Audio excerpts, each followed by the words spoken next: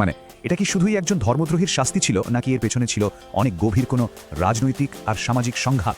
চলুন প্রায় 2000 বছর আগের সেই উত্তাল সময়ে ফিরে গিয়ে এই প্রশ্নের উত্তর খোঁজার চেষ্টা করা যাক। তো গল্পের শুরুটা হচ্ছে যিশুকে ঘিরে। তিনি কিন্তু শুধু একজন ধর্মপ্রচারক ছিলেন না, তিনি ধীরে ধীরে এক শক্তিশালী নতুন সামাজিক আন্দোলনের নেতা হয়ে উঠছিলেন।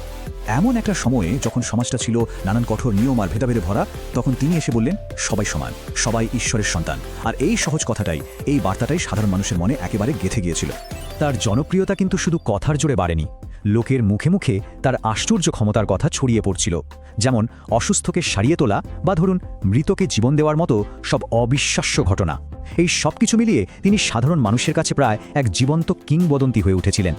এর ফলে যা হলো, সাধারণ মানুষ তাকে আর শুধু একজন সাধু হিসেবে দেখছিল না, তারা তাকে নিজেদের ত্রাণকর্তা বা মাসিহ বলে মানতে শুরু করেছিল। আর ঠিক এই বিশ্বাসটাই তখনকার ক্ষমতার কেন্দ্রকে একেবারে নাড়িয়ে দিয়েছিল। দেখুন, যখনই কোনো নতুন চিন্তা বা আদর্শ পুরনো ব্যবস্থাকে প্রশ্ন করে, তখনই তো একটা সংঘাত তৈরি হয়, তাই না? যিশুর ক্ষেত্রেও ঠিক এটাই ঘটেছিল। এখানে মূল সমস্যাটা কিন্তু একদম স্পষ্ট। একদিকে যিশু বলছেন ভয় ভেঙে সত্যের পথে চলতে, যা সাধারণ মানুষকে একটা আত্মবিশ্বাস দিচ্ছিল। আর অন্যদিকে ধর্মীয় এবং রাজনৈতিক নেতারা চাইছিলেন যে মানুষ তাদের তৈরি করা নিয়ম আর শৃঙ্খলার মধ্যেই থাকুক, কারণ এভাবেই তো তাদের নিয়ন্ত্রণটা বজায় থাকবে। আসলে নেতাদের ভয়টা ছিল নিজেদের অস্তিত্ব নিয়ে। তারা ভালোভাবেই বুঝতে পারছিলেন যে যিশুর প্রভাব যদি এভাবে বাড়তে থাকে, তাহলে মানুষের ওপর থেকে তাদের ধর্মীয়, সামাজিক, এমনকি রাজনৈতিক কর্তৃত্ব পুরোপুরি শেষ হয়ে যাবে। আর এই ভয় থেকেই সংঘাতটা শেষ পর্যন্ত বিচার পর্যন্ত করানো। কিন্তু এই বিচারটা কোনো আইনি প্রক্রিয়ার থেকে অনেক বেশি ছিল একটা রাজনৈতিক চাল। পুরো ব্যাপারটা ঘটেছিল খুব তাড়াতাড়ি। প্রথমে তার বিরুদ্ধে ধর্মীয় অভিযোগ আনা হলো, তারপর তাকে সোজা রোমান গভর্নরের কাছে নিয়ে যাওয়া হলো। মজার ব্যাপার হলো, গভর্নর নিজে কিন্তু কোনো অপরাধী খুঁজে পাননি, কিন্তু চারপাশের জনতার চাপ আর রাজনৈতিক পরিস্থিতি সামাল দিতে তিনি শেষ পর্যন্ত মৃত্যুদণ্ডের রায় দিতে বাধ্য হলেন।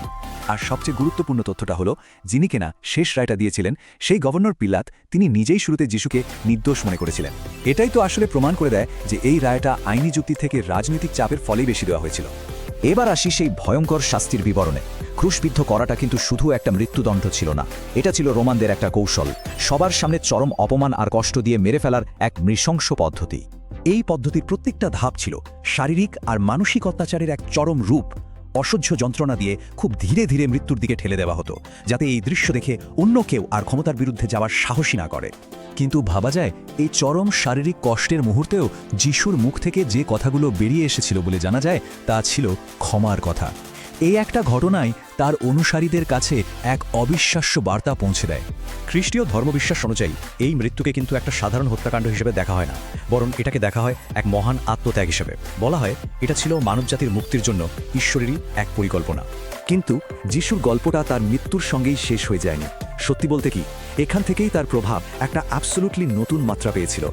তার মৃত্যুর ঠিক 3 দিন পর এমন একটা ঘটনা ঘটে বলে বিশ্বাস করা হয়, যা একটা নতুন বিশ্বধর্মের ভিত্তি তৈরি করে দিয়েছিল। খ্রিস্টীয় বিশ্বাস অনুসারে যিশু মৃত্যু থেকে আবার বেঁচে উঠেছিলেন। এই পুনরুত্থানের ঘটনাই হল খ্রিস্ট ধর্মের একেবারে মূল ভিত্তি, আর তার অনুসারীদের জন্য সবচেয়ে বড় অনুপ্রেরণার উৎস। তাহলে চলুন আমাদের সেই একদম প্রথম প্রশ্নটায় ফিরে যাই। সব তথ্য যদি এক জায়গায় করি, তাহলে কি দাঁড়ায়? দাঁড়ায় এটাই যে যিশুকে ক্রুশবিদ্ধ করা হয়েছিল কারণ তার সাম্য আর ভালোবাসার কথাগুলো তখনকার ক্ষমতার ভিতকে নাড়িয়ে দিয়েছিল। আর যারা ক্ষমতায় ছিল, তারা তার এই প্রভাবকে নিজেদের জন্য একটা বড় হুমকি হিসেবে দেখেছিল।